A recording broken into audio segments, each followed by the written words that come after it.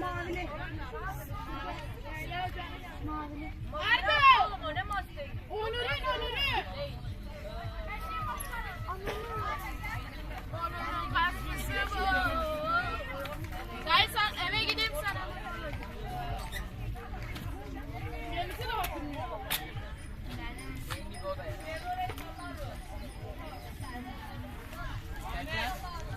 Geldi. Abi, hani?